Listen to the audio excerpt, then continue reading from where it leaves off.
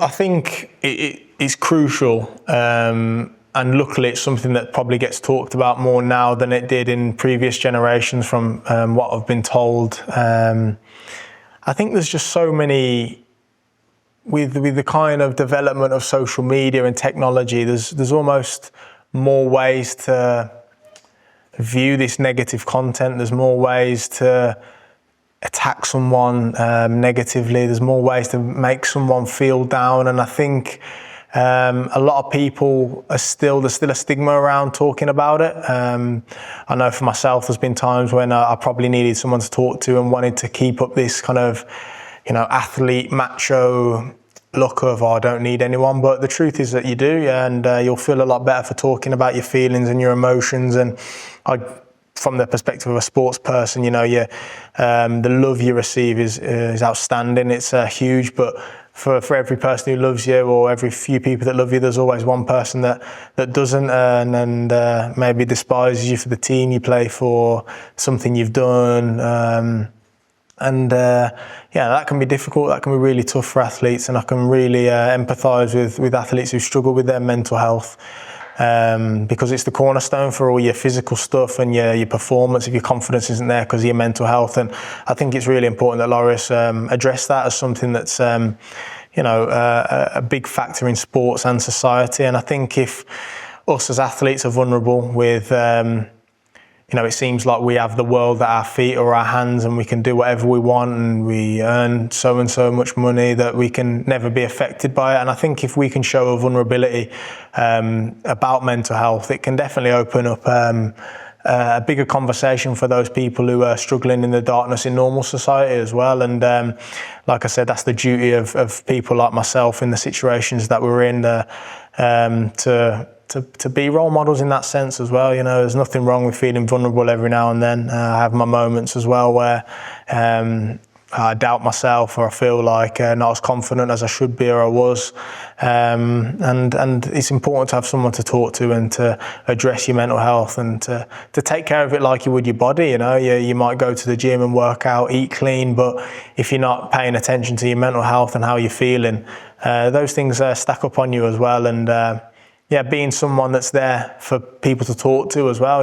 Again, people in our position probably have teammates that sometimes you think, oh God, I probably wouldn't go to him for that. And it's like, no, I think I'd rather be the kind of teammate that someone comes to and dumps their kind of their mental health issues on. Absolutely, I'd rather take it on and listen to it and try and help them out. I think it's so key. There's been so many examples of people who have struggled with it in the past, and it leads to horrible circumstances. So it's really about trying to prevent those kind of circumstances in society, in sport, and being open to hearing them.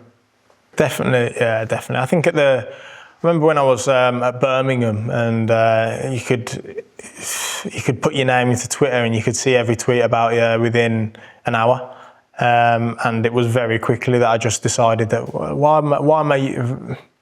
why should I let the opinion of people who don't know as much as the people that I'm around validate how I think about myself. I always felt I was a good player long before I saw it on Twitter, and yet I was reading it to try and to feel better. And then you read one that obviously isn't nice, and that has the same effect but opposite. And it's just like, why would I do that? Why would I put that on my own mental health? And I think there's aspects of social media that are so valuable to an athlete. I think more and more people now interact with that, as opposed to things like press conferences, TV interviews. So when you can be honest and authentic with fans, it gives them a great insight into how you felt about a game, how you're doing with certain things, your day-to-day life, to try and be more relatable to people. But there's also a negative element that I've decided to, I know a lot of athletes have decided to as well, just to slightly avoid, to try and avoid that kind of added negativity. It's there's probably enough of it in the game. There's enough pressure. There's no need to try and seek it out. So I've kind of got to the place now where when I do read stuff that's negative, it doesn't really affect me anyway. But I'd still rather not see it. So if there's, I don't go looking for things that I know are only going to make me feel negative. No, definitely not. I do think more needs to be done. I still think athletes are seen as these people who should kind of shut up and take it, which is a bit of an old-fashioned approach to it. I still think there should be probably, everyone's allowed their opinion on sport, but I think there should be limits to the horrible things you can say. I don't know how you kind of limit that. I don't know from the perspective of these websites or these apps how you do that.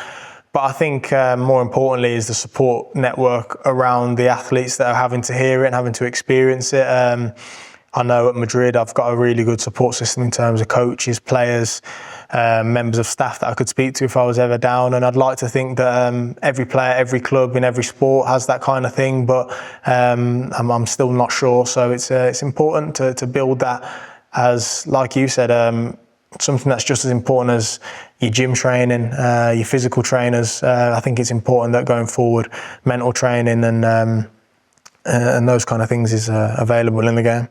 Yeah, I think if you're down and you're feeling like you're in a place that kind of is sticking with you, it can affect your performance. I can't say I've ever been in one of those really deep holes of mental health, and I'm very fortunate for that because I think I've been around people who have, and it's quite sad to see, and I've always been someone to try and reach out and help. For me, the main thing is confidence, really. Sometimes it's confidence. When you have it, you can ride it forever. It's like the most amazing feeling thing you can possibly have, but when you don't have it, it's like you can feel lower than low, like almost your feet don't work, that your body doesn't work. And I'm sure there's ways you can try and regain your confidence, but essentially you get it from performing, so it's almost a bit of like a paradox, if you like. So yeah, I think for me, confidence is the main thing that I always try and keep high, whether it's kind of self-reassurance, being kind of accepting the fact that, you're not going to complete every pass you make. You're not going to beat every player you try and dribble against. You're not going to score every game. You're not going to win every game. I think the more comfortable you are with those facts, the more comfortable you are with the fact that, I'm not going to be perfect. So why should I shoot myself down for that, and instead kind of try and bring myself up? I think that's the way I see it.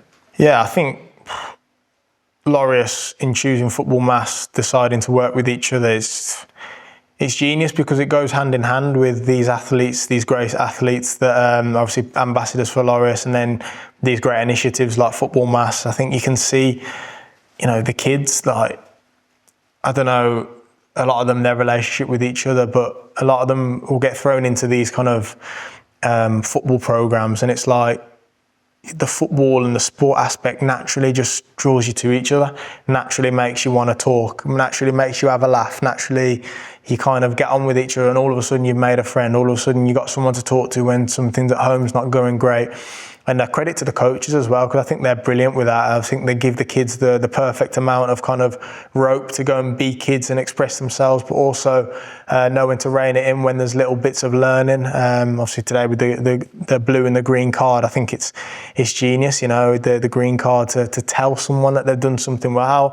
How rare is that now where, you're kind of expected just to be good all the time? How much would it mean to a kid to be told, look, you've done a great job, what you just did there was brilliant, keep doing that? And a blue card, instead of just being like, go and stand in the corner, is like, no, that wasn't great, but how can I challenge you to be better at that? It's the perfect way to learn for kids, and those challenges you can implement easier with sport, with the values that sport teaches you. So I think it goes hand in hand, and both great initiatives, both doing amazing things, and I'm so proud today that I could be the link between the two and see it firsthand. The kids, it's boys, girls, different ages, from different places, ethnicities or whatever, living in different areas, and I can still hear them outside playing together now. It's what it's all about. Brilliant.